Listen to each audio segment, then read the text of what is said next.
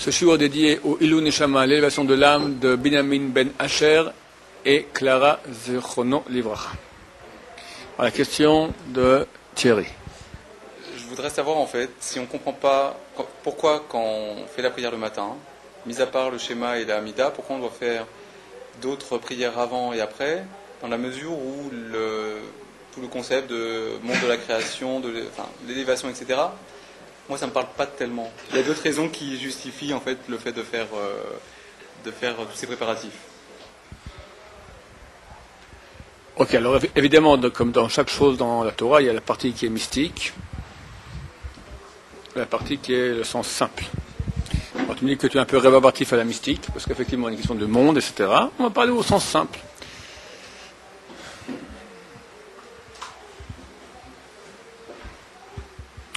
Il est clair, lorsqu'on s'adresse à un roi, on ne peut pas venir directement et faire sa demande. Il y a une façon de s'adresser. Cette façon, on l'a déjà en résumé, en microcosme, dans la Hamida elle-même. La Hamida, donc la prière principale que nous avons tous les jours, 3 fois par jour, qu'on appelle aussi Shmona Esrei 18, parce qu'elle avait à la base 18 bénédictions. Rabbi Yochanan ben Zakkai, à l'époque de la destruction du temple, a rajouté une 19e bénédiction, la minim et la malchinim, il y en a 19 en fait, sont partagées en 3 sortes de brachot. Les 3 premières, les 13 du milieu et les 3 dernières. Les 3 premières, Baruch Ata Hashem, tu es la source de toute bénédiction, Elokeinu, notre Dieu, on va dire Dieu en tant que tout-puissant, Eloke Avotenu, le tout-puissant de nos ancêtres, Eloke Abraham, Eloke Yitzhak, Eloke Yaakov, tout-puissant d'Abraham, Yitzhak et Yaakov. Et on commence. Hakel, le Dieu, Hagadol, le grand, Hagibor, le puissant, Manora, qui inspire la crainte terrible. Kelion, Dieu supérieur. Gomel Chasadim Tovim, etc. Tout à bracha, ce sont que des louanges. Il n'y a aucune demande. Deuxième bracha, idem, louange. Mechaya Metim, Atagibor Hashem, tu es vaillant, tout puissant, pour l'éternité Dieu. Tu ressuscites les morts, tu amènes le vent, fais descendre la pluie, la rosée. Tu guéris les malades. Troisième bracha, Atakadosh, tu es saint. La grandeur spirituelle. Ton nom est saint. Ces 3 premières brachot sont toutes des brachot de louange.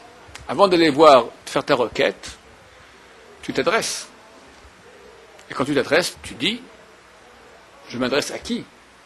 Tu parles à Dieu, tu dis, Dieu, je sais à qui je m'adresse. Tu es le roi, tu es le grand, tu es le top, tu es le meilleur. C'est une façon de parler à un roi.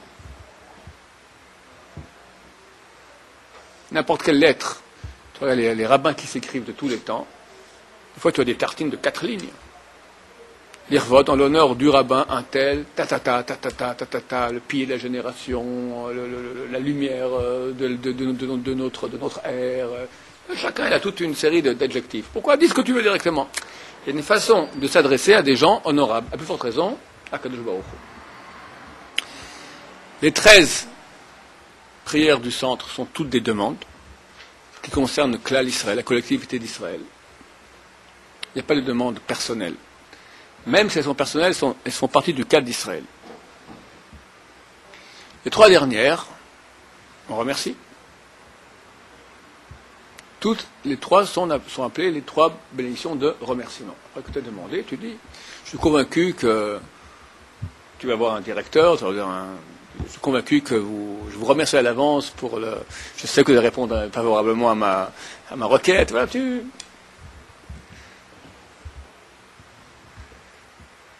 Et là non plus, il n'y a aucune demande. Ce sont toutes des remerciements. Ça, c'est en microcosme. De même, tu as dans la tfila en général, la grande tfila. Tu as avant la tfila, on lit des Télim du roi David, qu'on appelle Psuké des Zimra, les versets de Zimra. Zimra signifie chant. Alléluia. Louez Dieu. Halou Hashamaim. Ciel, louez Dieu. La lune, le soleil, les étoiles, les anges. Alléluia. On finit comme ça, on finit. Parce que les Zimra sont en fait les 5 derniers, entre autres, les 5 derniers chapitres des Télim, qui finissent par toute neshama, toute âme, louera Dieu, Alléluia, louez Dieu. Donc, ce qu'on faisait en microcosme, on refait maintenant en macrocosme. On a, d'abord tu loues. Tu as une bracha avant, une bracha après. Baruch Shamar Baya Olam, qui est aussi une louange. Béni celui qui a dit et le monde a été. Shtabar Shimcha la dernière bracha. Que soit loué ton nom pour l'éternité. C'est toutes des louanges. Tout ça, c'est du roi David. Pardon? Toutes ces prières, c'est Non, la majorité sont là-bas des Teilim, du roi David. Tu as une partie, Vaïvar David, c'est sorti des chroniques, mais c'est aussi des louanges de Dieu. On dit, David a loué Dieu, il a dit, Aouchata Hashem, on dit la bracha que David a fait, Lecha Hashem Agdoula, à toi revient Dieu, et on cite toutes les sphères en mots différents. Agdoula, c'est le chesed, la grandeur, Agvura, la vaillance, Lecha Hashem Agdoula, Agvura, Batiferet, la splendeur, Netzar, Hod, c'est tout, ce sont toutes les sphères. D'accord? T'as Moshel Bakol, tu maîtrises tout, ça c'est la Malchut, c'est la dernière des sphères. Et après on finit en disant la louange de Dieu de la Shira qu'on fait venir Israël. Parce qu'on traverse la main, la Shira, c'est un des plus grands louanges qui a été fait de tous les temps. Le chant de l'ode qu'a fait le peuple d'Israël à Dieu après qu'ils ont vu la mer s'ouvrir et les Égyptiens ont été noyés. Eux sont passés à pied sec dans la mer. Maintenant, au niveau plus profond, on va quand même en parler un tout petit peu. Zimra signifie en hébreu chanter. Ce sont des louanges, tu chantes Dieu, tu loues Dieu. Mais il y a aussi le même mot, Zimra signifie couper. Les amers, quelqu'un il prend maintenant un arbuste, il a dans son jardin, et il va l'élaguer. C'est quoi élaguer? C'est prendre ou une scie électrique ou un sécateur comme ça, tout ce qui est en trop, tu élagues, les épines, les mauvaises herbes, tout ça tu enlèves. On appelle cela, le substantif c'est Zimra, le verbe les amers. Les amers signifie élaguer ou signifie aussi chanter. C'est le même mot exactement. Pourquoi? Parce que le vrai chant de Dieu, pas quelqu'un qui va chanter maintenant le dernier tube d'accord? Pas ça.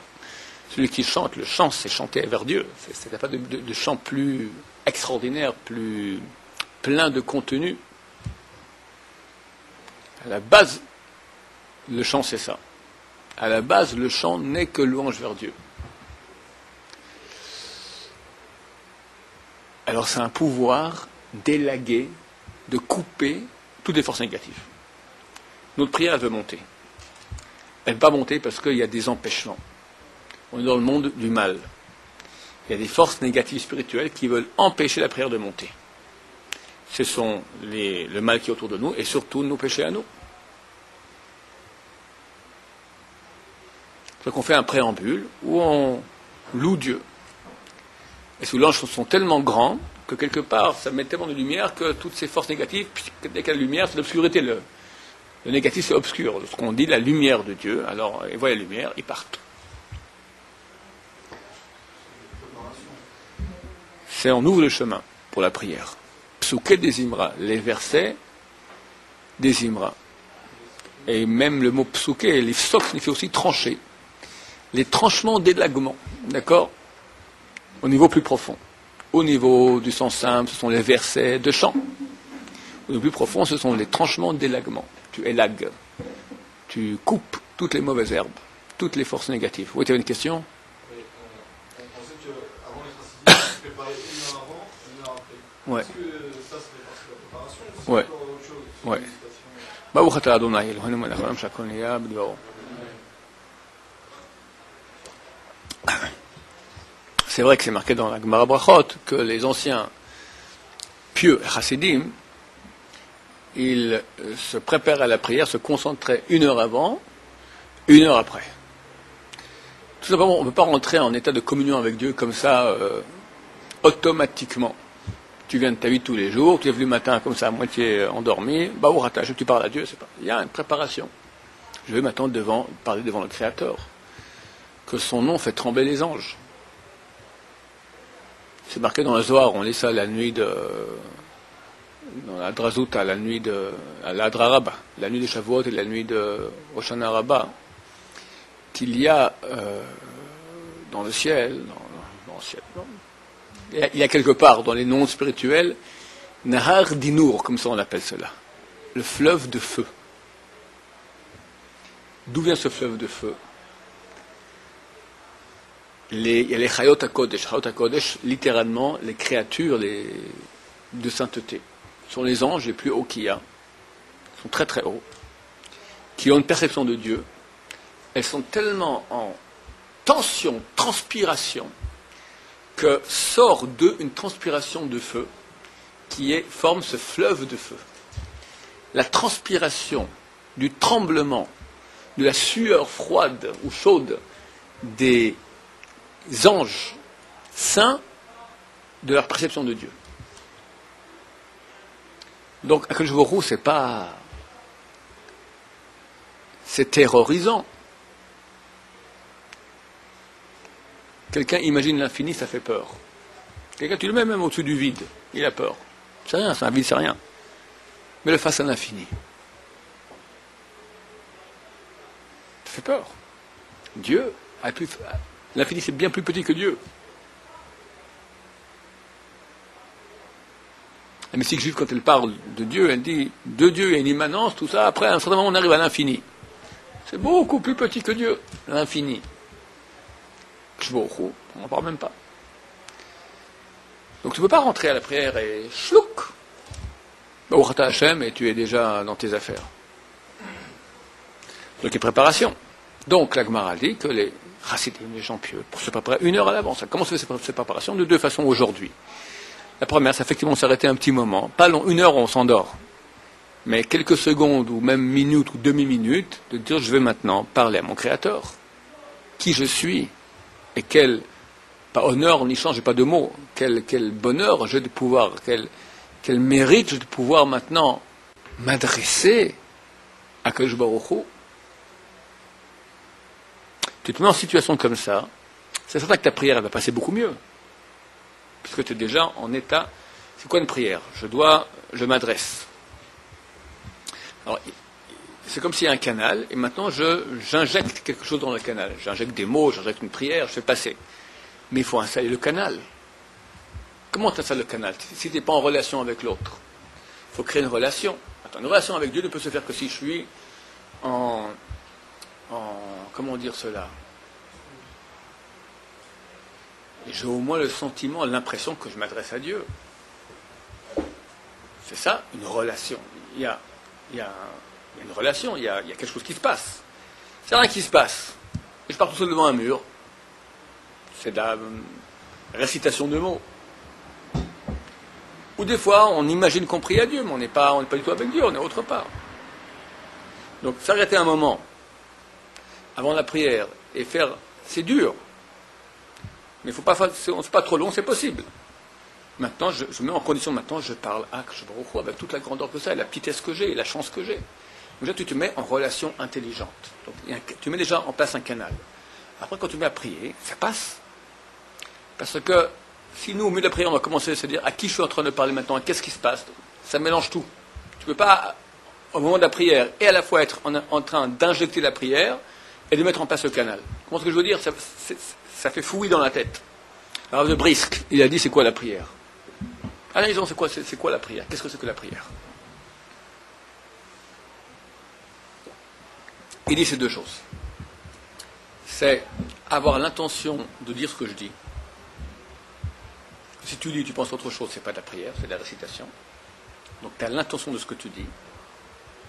Deuxièmement, tu sais devant qui tu parles.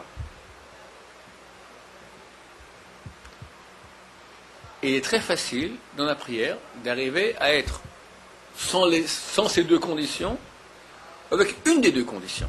Tu es devant Dieu, mais tu penses à autre chose maintenant. Tu penses à Dieu, mais tu ne penses pas à ce que tu es en train de dire. Ou tu penses ce que tu es en train de dire, mais tu ne penses pas que tu es devant Dieu. Il faut les deux à la fois. Ce qui n'est pas trop compliqué. Quand je m'adresse à quelqu'un, je pense, Thierry, s'il te plaît, tu peux allumer la lumière. Je comprends bien ce que je m'adresse à toi et je te dis, allume la lumière. Et vu que Dieu, c'est pas Thierry, et on n'est pas habitué à lui parler, et on ne le voit pas, alors il y a un minimum de concentration, de mise en place de ces deux notions, qui sont le canal, c'est-à-dire à qui je m'adresse, je suis en relation avec Dieu. Après, qu'est-ce que je dis? J'ai l'intention, c'est ce que j'ai appelé auparavant injecter dans le canal. Tu utilises maintenant le canal, tu fais passer quelque chose, quoi. Les mots que tu dis. Mais s'il y a un moment, tu enlèves les mots, ben, tu as le canal qui est tout sec, ou bien tu enlèves le canal, ben, tu as les mots, puis tu n'as plus le canal. Ils vont arriver où les mots? Je ne sais pas où, mais en tout cas pas à bon port. Mais on peut se faire poser ça avec un canal de filles, ensuite c'est se faire Chas shalom. Quand on fait la mida, on ne pense pas qu'on a les tefilin. Tu vas rentrer dans la mida. La mida, c'est vraiment le moment où tu es debout devant Dieu. Tes pieds joints, tu fais 3 pas avant, 3 pas arrière, tu n'as pas le droit de rien d'autre faire parce que tu es vraiment une proximité très grande de Dieu. Avant, tu es dans la préparation. Donc, dans la préparation, ce que je voulais dire, pour finir ce que je voulais dire, les Hasidim Arishonim, les pieux d'antan, d'il y a 2000 ans, donc faisaient une préparation. Aujourd'hui, on l'a fait de deux façons. On l'a fait avec cette concentration que j'ai. Maintenant, je suis en train de mettre en canal avec Dieu, je mets en place le canal. Deuxièmement, on va faire avec toute la prière qui a été instaurée par les prophètes. Anshek Agdola, ceux qui ont institué la tfila, c'est les sages de la grande assemblée, parmi lesquels il y avait des grands prophètes. Haggai, Tzfania, Malachi, tous les derniers prophètes faisaient partie de l'assemblée des 300 sages de la grande assemblée. C'est eux qui ont institué, qui ont composé la tfila. Donc, dans leur roi HaKodesh, dans leur esprit saint de prophétie, ils voient exactement comment on fait pour avoir une échelle qui va vers Dieu. Et qu'est-ce qu'il faut éliminer en route. Donc ils ont mis plusieurs paliers qui sont nécessaires.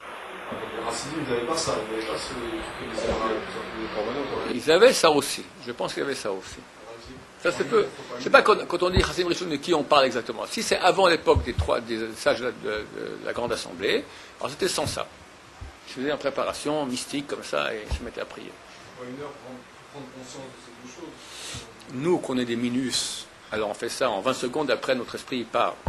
On parle maintenant à l'époque, les Hasidim Rishonim, quand la Gemara a dit il y a 2000 ans, les Hasidim Rishonim, c'est les Hasidim d'antan, c'est peut-être il y a 3000 ans, d'accord? C'est les prophètes, c'est les apprentis prophètes. Ils se mettaient en condition maintenant, c'est comme les Havdil, 3000 millions de différences, d'accord? C'est les gens qui font de la méditation. Certains qui, peu à peu, tu arrives à te concentrer de plus en plus, et bon, alors, ils se méditent sur rien, nous on médite sur Akash Baruch Hu. Mais il y a une préparation à cela. Rien ne peut se faire rapidement, automatiquement. Tu pries et automatiquement tu es avec Dieu. Ça n'existe pas ça. Regarde. Dans la relation que nous avons avec Dieu, Chazal nous ont démontré qu'on peut apprendre beaucoup de cette relation. Comment? Par la relation qu'on a avec une femme. On voit que le Shir HaShirim, qui est l'histoire d'amour entre un homme et une femme, c'est en fait un exemple, une allégorie sur l'amour que nous avons entre Dieu et le peuple d'Israël. Et on voit que Chazal, très souvent, donne comme allégorie l'amour ou la relation que nous avons avec Dieu, comme la relation avec une femme. C'est pas pour rien, parce que c'est vraiment la même chose. Tu peux voir ta fiancée. Tu arrives au rendez-vous avec ta fiancée. Ah, salut chérie, je t'aime. Bon, moi aussi. Bon, c'est sympa. Mais et toi, ta fiancée, vous comprenez que ça n'a pas tellement de poids. Si maintenant tu l'invites au restaurant, il y a des chandelles, il y a de musique d'ambiance, et tu te mets comme ça. Je sais pas, je suis pas très bon là-dedans, mais je regarde droit dans les yeux un peu langoureux, et lui, voilà, chérie, je vais te dire une chose, tu ne peux pas imaginer. Tu te mets, tu la prépares, tout ça. J'ai un sentiment pour toi que j'ai jamais connu une chose pareille de ma vie. C'est divin. On appelle cela l'amour. Chérie, je t'aime. Bon. Hein? J'ai essayé d'improviser après. Pas que je fais comme ça. Hein. Alors, bon, plus ce sera dit avec intention, avec préparation, plus ça aura d'impact chez la fiancée, c'est évident. Idem la tefila. Il y a une mise en condition.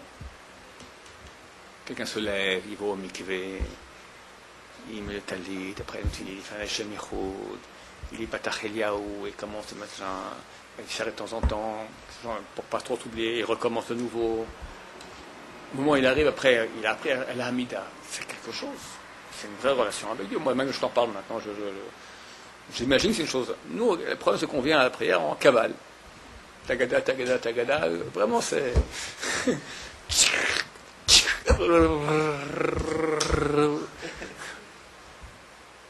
Après, tu essaies un peu de l'Hamida, un peu de Kavana. Ben, ça a l'air ce que ça a l'air. Des fois même, tu as le portable qui sonne au milieu, tu vois des gens à la synagogue. Non, d'accord.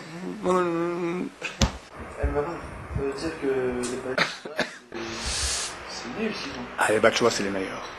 Alors, on comprend pas ce qu'on dit. Alors, on comprend pas ce qu'on dit, il n'y a pas de préparation, on déchiffre, et en plus, il finit pas. Je vais te dire quelque chose. Il y a une Gemara qui raconte comme ça. Il y avait, que je me rappelle bien, Rabban Gamliel, qui était le Nassi, qui était le président du peuple juif au niveau, à l'époque c'était un président spirituel, le plus grand rabbin du monde. Et si je me souviens bien, je crois que son fils était malade. Je me souviens bien. Et il lui demandé, dites à Rabbi Hanan ben Dosa, si je me souviens bien que c'est lui, qui prie pour mon fils. Rabbi Hanan ben Dosa a prié et le fils a guéri. Sa femme, c'est une question de femme, lui a dit à Rabban Gamliel, je comprends pas, t'es pas un idiot, t'es Rabban Gamliel, t'es Nassi Israël, t'es le top. Ah, pourquoi tu pries pas toi? Pourquoi tu demandes à Rabbi Hanan ben Dosa? Bonne question. Je comprends pas. C'est mon mari quand même. Qui est plus grand que lui.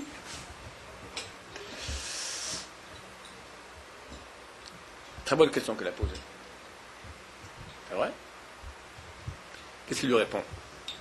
Une bonne réponse. Il lui dit, moi je suis comme un ministre qui vient voir le roi. Rabbi Hanan ben Dosa, il est comme un serviteur qui vient voir le roi. Quelle est la différence entre un ministre et un serviteur? Le roi, maintenant, sort de sa douche, il est en robe de chambre dans sa chambre. Il a envie de manger un concombre. Qu'est-ce qu'il fait le roi? Il appelle son serviteur. Hanina, viens, amène-moi un concombre s'il te plaît. Oui, Sa Majesté. Hanina va dans les toilettes du roi, nettoie les toilettes du roi, lui fait son lit. En passant, il peut glisser au roi, Sa Majesté, j'ai un petit malade dans ma famille, il a besoin d'un piston avec les impôts, tout ça pouvait... Ouais, c'est bon, dites-lui à l'employé que je dis, c'est bon. C'est qui cet employé? C'est qui ce serviteur du roi? Oh, c'est le serviteur du roi, mais c'est qu'un serviteur du roi. Il nettoie les toilettes du roi. Bon, c'est pas mal. C'est quand même ça. Le ministre, c'est qui le ministre? Est-ce que le roi reçoit le ministre en robe de chambre? Mais ses habits royaux. Dans son salon, une table qui fait 30 mètres. Le ministre rentre, on l'annonce, les trompettes. Le ministre, Rabban Gamliel, rentre chez le roi. Le roi rentre, entrée, le dossier, de quoi s'agit-il? Et ensemble, de quoi on s'occupe? Des toilettes du roi, des concombres du roi, des affaires de l'État. Quand on va gérer maintenant la nouvelle année, le budget de la nouvelle année, la guerre contre les ennemis, questions sociales, questions qui sont à la tête. Alors, qui est plus proche du roi? Le ministre peut dire maintenant au milieu de Sa Majesté, écoutez, j'ai mon oncle, il a un problème avec les impôts, un petit piston. Je ne sais pas. T'es un ministre, pas comme ça. Rabban Gamliel, c'était un grand d'Israël. C'est un ministre. Et lui, le roi Akashbourou, s'occupe des affaires du royaume. Et c'est le conseiller du roi, des affaires du royaume. Rabbi Hamendosa, c'est un grand sage aussi d'Israël, c'est un chassid. C'est un homme qui était proche de Dieu. Une proximité extraordinaire, qui peut rentrer par des circuits que le ministre n'entre pas. Mais il reste quand même moins qu'un ministre. Il n'est pas un ministre. Alors, ça veut me dire maintenant qu'il va nettoyer les toilettes du roi, d'accord. Maintenant, c'était un sadique énorme. Mais il est dans la chambre avec le roi. Il voit le roi en robe de chambre. Il lui fait son lit. Il peut demander des choses que moi je ne peux pas. Comme ça, il a répondu à sa femme. C'est exactement ça. Maintenant, un Baal Tshuva qui vient. C'est un ministre. C'est un nul. Mais c'est le petit-fils du roi qui joue sur le genou du roi. Il fait papa, papa, et il font qu'une tarte au roi. Et le roi, il rigole de ça. C'est ça le Baal Tshuva. Il vient de naître. Son grand-père l'adore. Son papa l'adore. Il fait des bêtises, il prend l'antivers sur le dossier. Oh, mais t'es fou! Bisous papa. Bisous papa. Le petit-fils il dit bisous papa. Il peut rien faire. C'est Baal Tshuva. Il est pistonné à mort. Parce que ça n'a rien à dire, c'est que hareux. Il fait sa prière. Il ne comprend même pas ce qu'il dit. Il était où il y a quelques mois, il est où maintenant? Dieu voit ça. Il adore. Il n'y a aucun doute. Il n'y a aucun doute là-dessus. C'est la vraie réalité. Un bébé qui vient de naître, qui dit hareux devant son papa. Et il dépasse tout le monde. Après, tu deviendras un ministre. Il faudra s'habiller bien.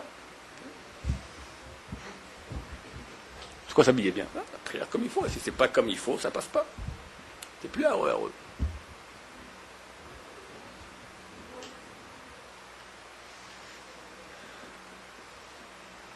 Voilà en gros ce que je peux rajouter là-dessus.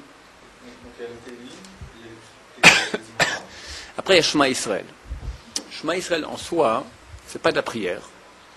C'est une mitzvah qui est séparée de la prière, mais qu'on a mis ensemble. C'est-à-dire qu'au niveau mystique, c'est lié. Au niveau du sens simple, c'est pas lié. Et il y a une mitzvah de la Torah. C'est-à-dire que la Mida, c'est une mitzvah des Rabbanan, c'est pas une mitzvah de la Torah. Par contre, Kriyat Shema, c'est une mitzvah de la Torah. Matin et soir, de dire Shema Israël. Pardon? Voilà. En te couchant et en te levant. Le matin et le soir. C'est marqué dans Shabbat Kuf Yutet 119 que le temple n'a été détruit que parce que Bnei Israël ne disait pas Kriyat Shema matin et soir. Des fois c'est idiot, des gens ne font pas Arvit. Ok, fais pas Arvit. Je vais dire ok, c'est pas bien, il faut faire Arvit. Mais Kriyat Shema, c'est de Oraïta. Mincha c'est beaucoup moins important, Shachrit c'est beaucoup moins important. Kriyat Shema, c'est de la Torah, le soir. Il y en a qui se lèvent le matin tard. Aujourd'hui, Kriyat Shema, je crois que ça finit à 8h15, 8h20. Mets ton réveil à 8h, en pyjama, tu fais Shema Israël, tu te rendors pour 10 heures, dors encore. Mais pas le Kriyat Shema de Oraïta. Tu perds tout, c'est énorme ce qu'on reçoit. Kriyat Shema, c'est la mitzvah de prière. Tu fais partie de la prière la plus grande qu'il y a. Aucune autre mitzvah. C'est juste la phrase ou c'est... Shema Israël, c'est dire Shema Israël, Shema Kol Hashem Echad, Baruch Shem Kvod Morto Lamed. Ça c'est. Mais on dit au moins le premier chapitre, et si possible de A à Z.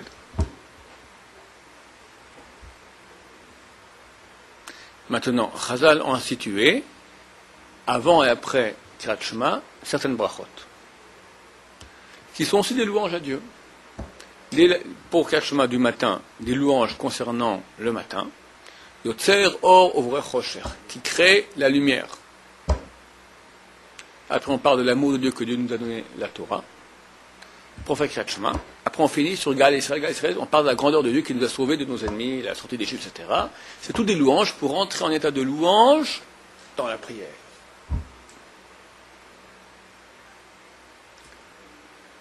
Et il est très important qu'il n'y ait aucun arrêt entre la bracha Baruch Ata Hashem Gal Israël, donc la dernière bracha de Kirat Shema, et le début de l'Amida, Hashem Satai Tiftach. Aucun arrêt. Comme c'est marqué, Somchim Geoula Letfila. On juxtapose la Geoula, donc Geoula Gal Israël, la rédemption de Dieu, à la Tfila, à la prière. Ce qui veut dire en plus profond que on veut tout ce qui est la Geoula, qui est la délivrance, elle arrive juxtaposée à la prière. Dans deux sens. C'est-à-dire que par la prière, la Géoula, elle vient, parce qu'il faudra prier à ce moment-là. Parce qu'il y aura beaucoup de. À la Géoula, il y aura beaucoup de din, beaucoup de rigueur dans le monde. Toutes les forces du mal voudront empêcher que ça vienne. C'est comme un gosse qui doit crever le ventre de sa mère pour sortir à l'extérieur, et ça empêche. Il faut beaucoup de force. Force de prière. Et, quand on veut la Géoula, pour être branché avec Dieu, tu là. L'arrêt, ça consiste en quoi? C'est se arrêter de parler ou parler avec quelqu'un d'autre d'autre chose? Même arrêt sans rien dire. À plus forte raison de parler quoi que ce soit ou dire quoi que ce soit comme mot. Même la Kudusha, même le Kaddish, il n'y a rien qu'on répond entre Baruch Ata Hashem Gal Israël et Hashem Satai Tiftach. On ne s'arrête pas. Baruch Ata Hashem Gal Israël, Hashem Satai Tiftach. Quoi qu'il y ait, Kaddish, la chose la plus importante qu'il y ait au monde, tu continues, tu ne t'arrêtes pas. Pardon? Ouais. Du moment que tu dis Hachem, ça va être iftar, déjà tu n'as plus le droit de bouger. Il faut que tu aies déjà fait les 3 pas en avant. Beaucoup de gens se trompent et disent, ils font les 3 pas, au milieu ils donnent Hachem, ça va être iftar. Après la c'est faux. Non, tu commences bien les 3 pas, tu fais déjà Teilot, laquelle est Lyon.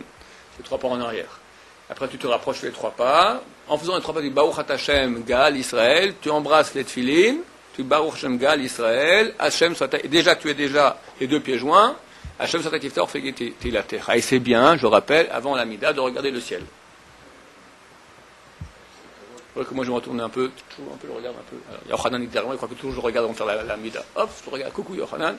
Non, je regarde derrière lui, je regarde le ciel. D'accord? Alors la Gemara pose la question. Pourquoi, si tu juxtaposes Geoula et Tfila, le matin, tu ne fais pas la même chose le soir? La Gemara dit aussi, on fait la même chose le soir. Simplement, le soir, on dira la bracha Baruch Ata Hashem Gal Israël, prendre encore une bracha supplémentaire, Ashkivenu. La Gemara a dit c'est Geoula Arichta. Ashkivenu, c'est une bracha supplémentaire, mais c'est une grande Geoula. On continue la Geoula encore. Longue Geoula. Mais là aussi, il faut juxtaposer. Il y a le Kaddish aussi entre temps, mais tout ça signifie, c'est appelé encore juxtaposer, bien que de fait, c'est quand même moins juxtaposé le soir que le matin. Et après la prière, il y a des choses qui sont importantes. Le vidouille. En connaissant la grandeur de Dieu, dans le filat, tu te rends compte maintenant de ta petitesse, tu as honte de toutes les saletés que tu as en toi. Tu étais là-haut, tu reviens, tu dis, mais qu'est-ce que je suis? Alors là, tu fais vidouille, tu reconnais. Et quand quelqu'un reconnaît en bas combien il est sale, alors en haut, ça le nettoie. Quand tu dis toi-même que tu es sale, pas besoin qu'en haut dise il est sale. Quand en haut on dit il est sale, lui-même est reconnu, ça va, taisez-vous. Lui-même le reconnaît. La plus grande protection contre l'accusation céleste contre nous, c'est que nous-mêmes ici en bas on s'accuse, on reconnaît. Le but de Dieu n'est pas de punir, et qu'on ait une prise de conscience. Alors, quand tu reconnais que tu as fait le crétin, alors ça va, Dieu voilà, très bien, il reconnaît lui-même.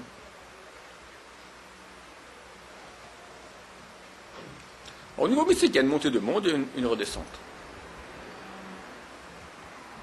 C'est quoi l'intérêt de ça, spécialement pour la prière Tu vas devant un roi? Pourquoi la laisse particulièrement la laisse? Alors, la loi, elle est comme ça. On doit, lorsqu'on va prier devant Dieu, on doit s'habiller comme si on va devant un roi. Alors aujourd'hui, parce que c'est pas souvent qu'on va devant un roi, mais comme tu es devant un directeur de boîte, au moins, d'accord? Quand tu peux venir en jeans, tu peux venir en cravate, costume. Comment tu viens? Et non, on te fait même cadeau de la cravate. Mais bien. Je demandais une fois à la Rav Ben Sion, ici en Israël. Parce qu'il y a beaucoup de Saradim qui s'habillent, qui prient sans le costume, en chemise blanche. Alors que je pose la question au Rav Ben Sion, son fils est présent, il m'a dit, moi je fais à l'Eshiva une guerre, croisade, pour que les élèves mettent le costume. Parce que c'est vrai, Saradim, ils ne portaient jamais le costume. Ou bien il y en a qui mettaient la djellaba et dessus le costume. C'est vraiment les... Ils ne se mettaient pas. Alors là, ils continuent comme ça, nos ancêtres n'ont pas mis, nous non plus. Alors, monsieur m'a répondu. Il m'a dit, à Jérusalem, on met le costume, à Tel Aviv, non. C'était valable il y a 20 ans, je ne sais pas ce que c'est aujourd'hui. Pourquoi? Parce qu'à l'époque, en Israël, qui mettait le costume? À Tel Aviv, il y a une chaleur torride. Personne ne mettait le costume. Dans les boîtes les plus high, d'accord, les gens étaient en chemise, manches courtes. Tu veux Ben Gurion? Il y avait une cravate, il y avait un costume, chemise blanche, courte. C'était la façon de s'habiller en Israël. À Jérusalem, il fait un peu plus frais. Là, les gens, quand ils voient un truc honorifique, une bar mitzvah, un mariage, ils mettent un costume. C'est vrai, c'est encore autre chose. Pourquoi costume noir ou chemise blanche? En tout cas, à la halakha, tu dois aller habillé comme devant un roi, c'est-à-dire de façon honorable. Parce que tu es devant le roi des rois. C'est pas de la blague. Vraiment, en face de la shrina. Qu'est-ce que tu viens habillé en jeans, troué? Qu'est-ce que c'est ça? Il y en a qui viennent en tongs. Leurs doigts comme ça. Pas devant un roi comme ça avec tes doigts. Tu te fais éjecter. Pendant l'époque, Abraham, il allait pas en tongs, mais il allait pas avec des chaussures fermées. Pour ça, je lui dis, maintenant, l'argument, c'est pas comment tu t'habilles. Il faut un habit comme ci ou un habit comme ça, avec un ourlet et avec une fermeture éclair comme ci, comme ça. On n'a rien à faire. Il n'y a pas d'habit intrinsèque. Quel est l'habit qu'on a allé pour aller devant Dieu? Il n'y a pas d'habit intrinsèque. Il y a un habit honorable. C'est quoi un habit honorable? À ton époque, tu vérifies, c'est comme tu vas t'en faire embaucher dans une boîte, devant un directeur, quelqu'un à qui tu dois des honneurs, comment tu t'habilles devant lui? Je t'ai fait un rabais, là, devant un roi. Devant un roi, tu sais comment tu vas t'habiller, mais si tu as une petite tache dans le cirage de tes chaussures, tu fais un scandale. Il faut que le costume soit nickel, machin. Personne ne fait ça. Ok? Ce serait bien, c'est quelqu'un au niveau. En faisant au moins que de façon honorable. Tu es devant des gens, devant un directeur, comme si tu vas à une soirée mondaine. Au moins ça. Ah, c'est quoi le critère? Chaque endroit. D'après, en Inde, c'est avec une... D'accord. C'est les Sioux avec des plumes sur la tête. Chacun avec le mode où il est. Chez nous, c'est le costume. Ah, pourquoi noir et blanc? C'est tout à fait autre chose. C'est la façon de s'habiller des orthodoxes, c'est tout. Chapeau, c'est le chapeau. Chapeau. De tout temps, les juifs honorables portaient un chapeau. De tout temps, et continue. Oui. Si possible, chaque mot. Le Shulchan Aruch dit qu'il faut dire les mots dans ce qui est comme on compte de l'argent. Alors, c'est quoi compter de l'argent? Il y en a qui disent que c'est comme ça. Il y en a qui disent que c'est comme ça. D'accord. Tout dépend des habitudes. Si tu es un changeur, d'accord. En tout cas, ça veut dire que chaque mot est censé être dit. Il y a une même question qui est marquée dans la halakha. Qu'est-ce qui est préférable de dire, pas au niveau du psuké des numéros, au niveau des teilim, quand quelqu'un dit les teilim, est-ce qu'il est mieux de dire beaucoup avec moins d'intention ou peu avec intention? Et étrange, c'est mieux de dire peu avec intention. Donc l'intention est importante. C'est très beau. Prenez teilim avec traduction. Faites Rashi, commentaire de Rashi sur teilim. Ça sanctifie énormément. C'est très beau, très profond teilim. Mais nous, on les lit. Il faut apprendre la tefila. Pinot, tzivot. C'est quoi pinot? On dit dans Yotzer. Pinot. Coin. La kovachali, shalosh pinot. Rien à voir. Pinot, ce sont des seigneurs. Alors quelqu'un, il parle de coin à la place de seigneur, tu comprends que sa prière, lui passe comme ça. À part les gros bébés. Mais nous, on n'est plus des gros bébés. Il faut un jour apprendre l'ABC. Tu vas dire bisous papa quand tu auras 30 ans encore, bisous papa, bisous, va lui tirer la barbe. Ça ne marche pas. Il faut apprendre la prière. Baruch Adonai, l'homme, amen.